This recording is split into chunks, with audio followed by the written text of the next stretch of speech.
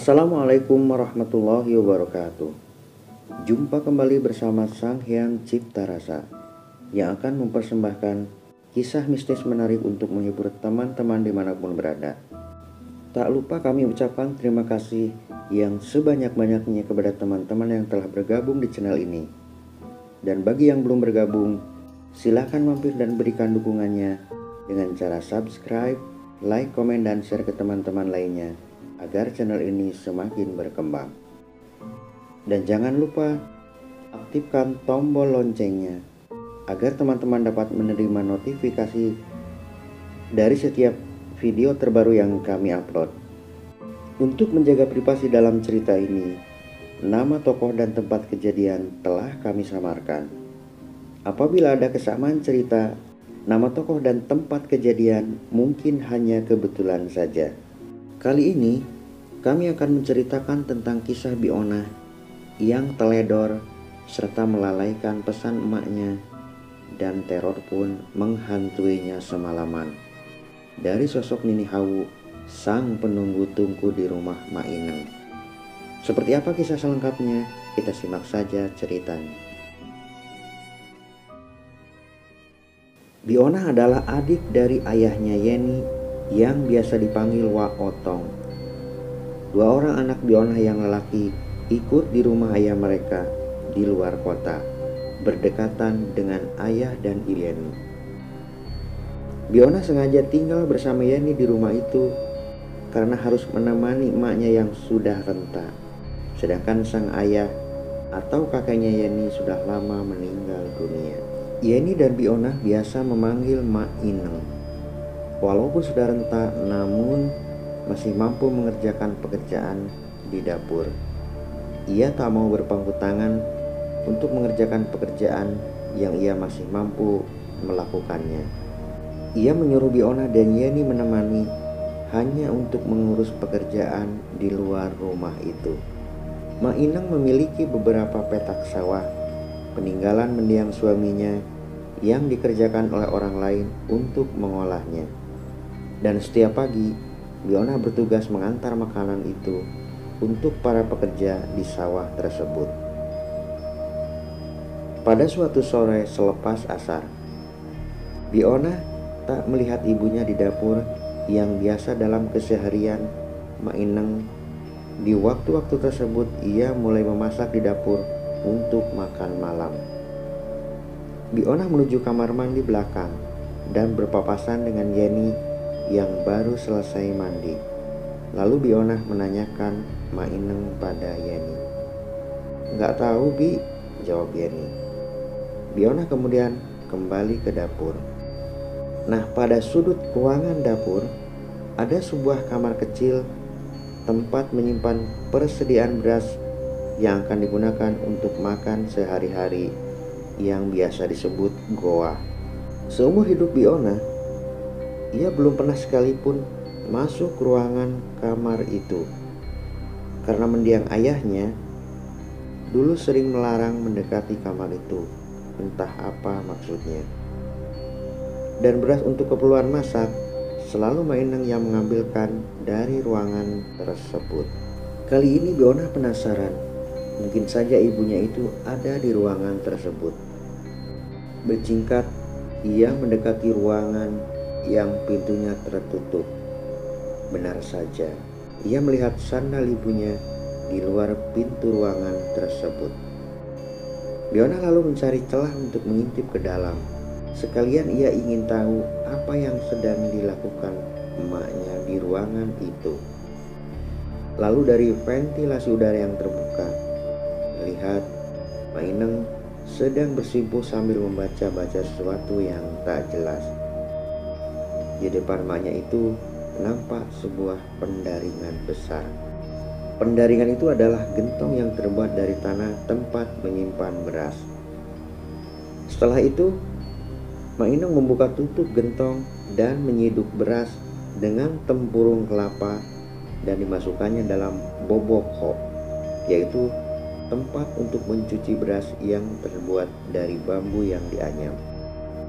Lalu Mak Ineng bangkit dan beranjak menuju pintu. Karena takut ketahuan, Biona segera kembali ke dapur dan pura-pura menyalakan api tungku.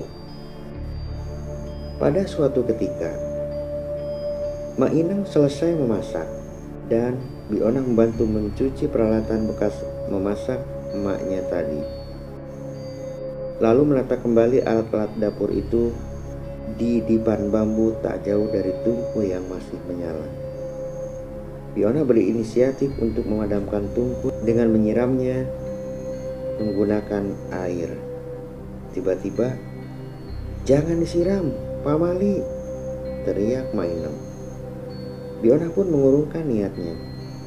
Maineng lalu mendekati tungku dan menarik kayu yang masih menyala. Maineng lalu mendekati tungku dan menarik kayu yang masih menyala dan dibenamkannya pada abu yang menumpuk di luar tungku. Api pun padam. Lalu ia mengeruk bara api keluar tungku dan ditempatkannya dalam sebuah wadah dari kaleng bekas dan menutup lubang tungku itu dengan genteng. Setelah itu Maineng menasihati Biona untuk tak berbuat sembarangan terhadap tungku tersebut. Tak mau berpanjang lebar, Biona pun hanya mengangguk. Pada suatu waktu, Maineng dijemput oleh cucu-cucunya dan diajak menginap di rumah mereka. Sedangkan Biona dan Yeni tetap tinggal di rumah Maineng karena harus mengurus makan para pekerjanya di sawah. Beras untuk dimasak beberapa hari pun sudah dipersiapkan, sehingga Biona tak perlu mengambilnya ke dalam goa di ruangan rahasia Maineng. Pagi itu Biona dan Yeni sibuk memasak untuk mempersiapkan makan para pekerja yang menggarap sawah Maineng. Nah, ketika selesai memasak, Biona melihat tungku masih membara karena kayunya sebagian masih terbakar. Ia lalu menarik kayu yang masih terbakar, lalu menyiramnya dengan air berikut bara api yang ada dalam tungku. Terdengar suara tss, tss. Api pun padam seketika dan keluarlah asap dari dalam tungku tersebut. Rupanya Biona lupa pesan ibunya ketika akan berangkat. Ia pun tak berpikiran macam-macam saat itu. Setelah selesai semua, Biona dan Yeni berangkat ke sawah untuk mengantar makanan tersebut. Malam harinya, rumah itu memiliki 3 kamar tidur. Kamar paling depan ditempati oleh Yeni. Kamar tengah adalah tempat tidur Maineng, dan kamar paling belakang ditempati oleh Biona. Selepas Isya, Biona dan Yeni berniat tidur dan masuk ke kamarnya masing-masing. Di kamar Biona terbangun sekira pukul 11 malam karena kebelet ingin buang air kecil.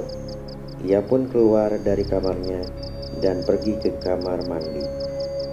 Tak lama ia pun kembali ke kamarnya dan sosok Maineng sedang duduk di tempat tidur Biona. "Mak, kapan pulang?" tanya Biona pada sosok itu yang ia kira itu adalah emaknya yang baru pulang. Sosok Maineng tak menjawab. Ia hanya tertunduk sambil ongkang-ongkang kakinya ke bawah tempat tidur. Satu hal yang tak dilakukan oleh Maineng selama ini.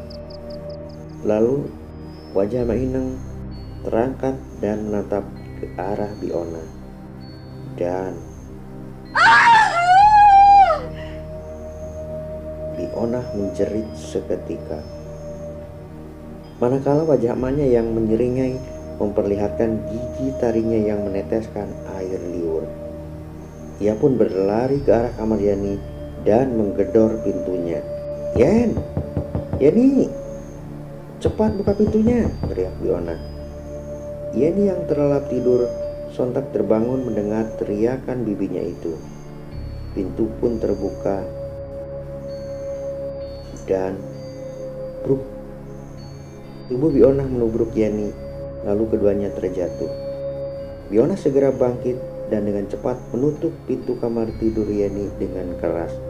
Dengan nafas terengah-engah, Ia menarik tubuh Yeni ke tempat tidur. Yeni yang belum mengerti tentang apa yang terjadi pada bibinya, lalu bertanya, "Ada apa, Bi?"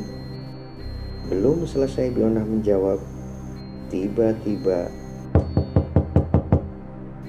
"Ona, Ona!" Sebuah ketukan dan panggilan terdengar dari luar kamar. Bionah semakin ketakutan, badannya mulai berkeringat dingin.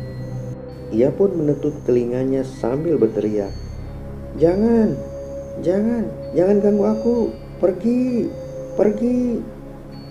Yeni yang tak mengerti dengan kejadian yang menimpa Bionah hanya bisa melongo, sebab Yeni dari tadi tak mendengar suara apapun. "Ah, si Bibi mungkin mengigau," pikir Yeni. Karena kantuk yang sudah sangat berat, Yeni pun meninggalkan Bionah di kamarnya, lalu pergi ke kamar tidur Bionah dan tertidur di kamar itu.